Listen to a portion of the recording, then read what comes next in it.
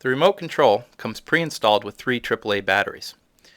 To replace the batteries, flip the remote over, remove the hatch, take the batteries out, reinstall with fresh batteries, and reinstall the cover. We recommend that you do this if the remote control is more than 6 months old, or if the unit production date is more than 6 months. The receiver has 4 AA batteries pre-installed at the factory. To replace the batteries, simply remove the 2 cover plate screws, then remove the cover plate. Behind that will be another plate with 2 retention clips. Remove the cover, and that's how you access the batteries.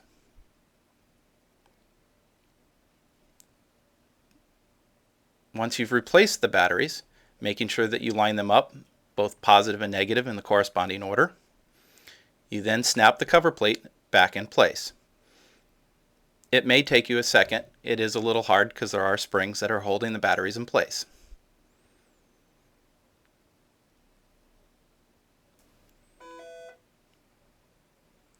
You then replace the cover plate, reinstall the 2 screws,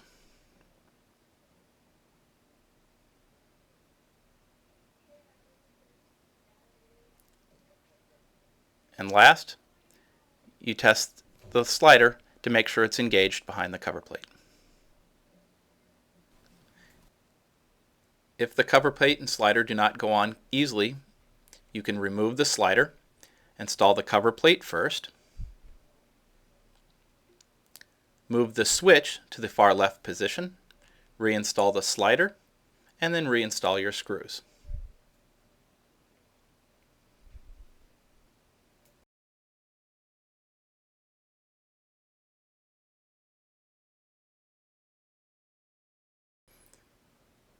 To program the remote control, switch the slider to the remote position, insert a pen or paper clip in the program button. You should then hear 4 beeps. Turn your transmitter, your remote, to the on position. You again should hear some beeps.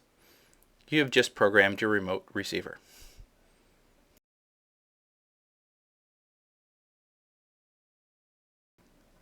Switching the unit from intermittent pilot to continuous pilot, switch the rocker to the flame position. It will take 4 seconds for the pilot to start sparking and then light when the gas flows through the system. This assembly is located below the glass shown here.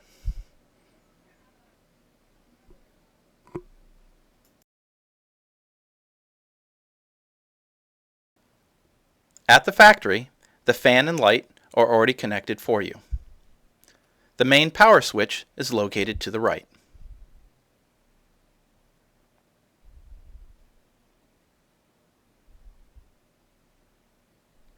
The whole assembly is tucked up underneath the unit.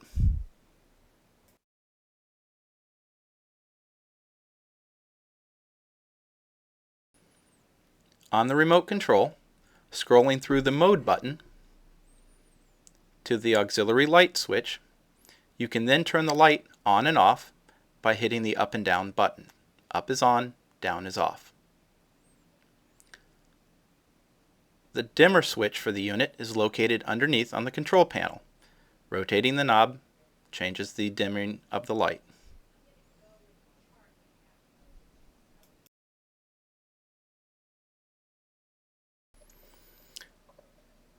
There are 4 screws that hold the glass in place.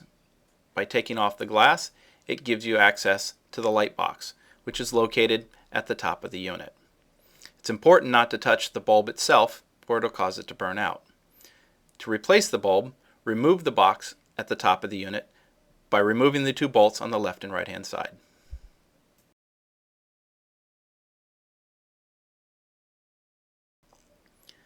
There are 4 screws that hold the glass in place. Use the supplied Allen wrench to remove the 4 screws. It's important, as you remove the last screw, that you hold the glass either at the top or the bottom. We don't want the glass to fall on the floor. Once you've removed the last screw, simply lift slightly and the glass comes off.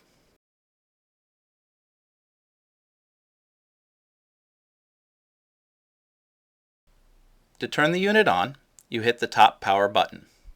To scroll through the different modes of operation, you hit the button that looks like a thermometer. Scrolling through the different modes, you can see change up at the top left-hand corner. The on-off mode will be indicated by the off in the top left-hand corner. You can then turn the flame down from high all the way down to the off position.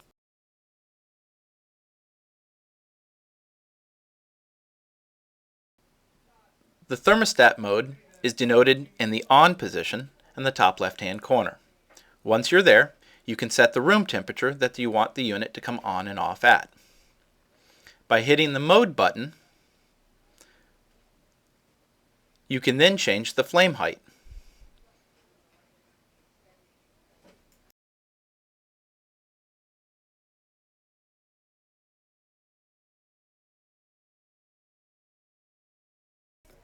The Smart Stat mode is denoted by the word Smart in the top left-hand corner. You can then set the room temperature by hitting the up and down arrows.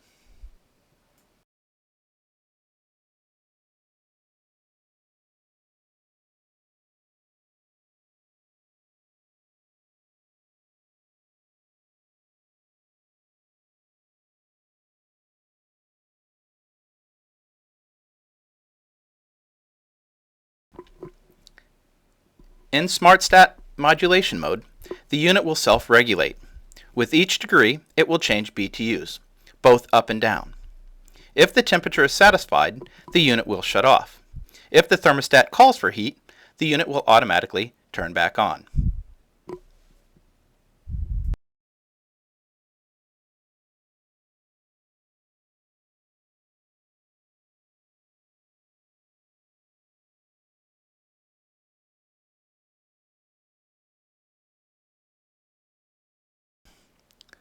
Scrolling through the mode buttons allows you to turn the fan off and on and control the speed.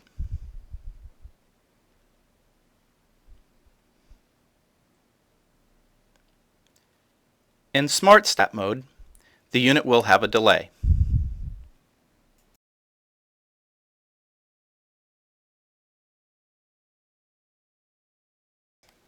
Installing the scroll, or any of the interior liners, first you must remove the glass by removing the 4 screws that hold the glass frame in place. It's important, as you take out the last screw, that you support the glass either at the top or the bottom.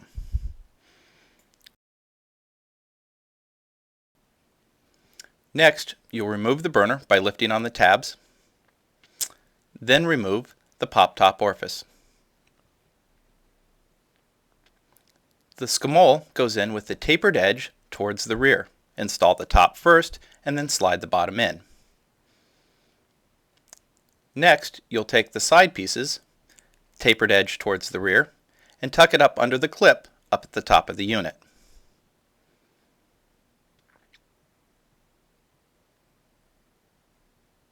When installing the last side, it goes up under the clip as well. Sometimes you may have to adjust the rear scroll. Take your time, it is fragile.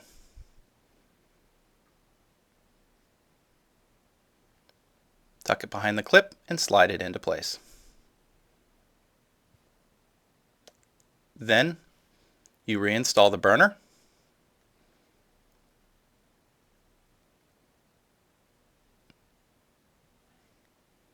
and last the pop-top orifice.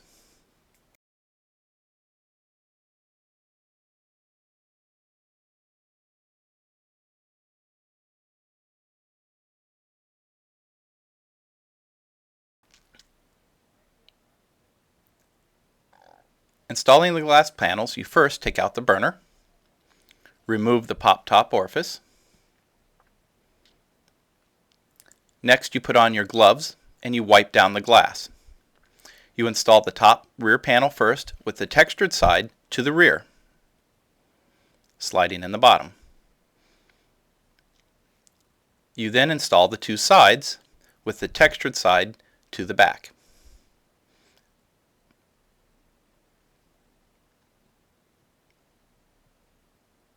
You install the last piece, making sure that you're slipping it under the clip and sliding it to the rear.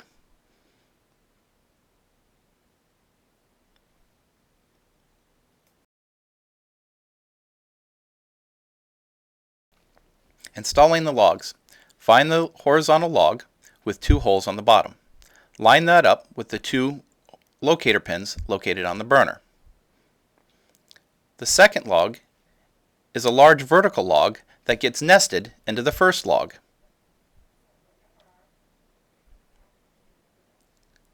The third log is a small vertical log that has a locator hole and a pin located on the burner. Align the hole and the pin.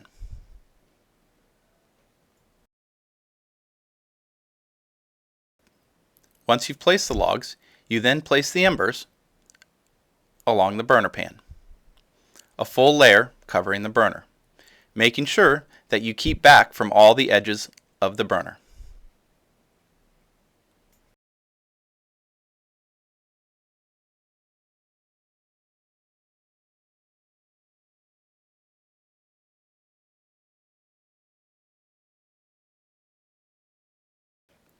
When installing the wishing rock, there's one locator hole which gets lined up on the front left locator pin. The right pin gets sandwiched between the front right rocks. You then install the embers by placing them on the burner,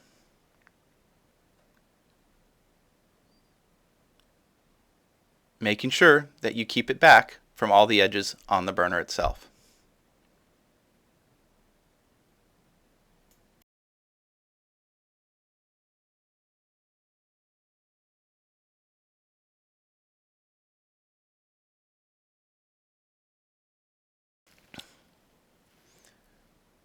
Placing the glass embers on the burner pan, evenly disperse a layer and a half over the entire burner pan, covering all locator pins.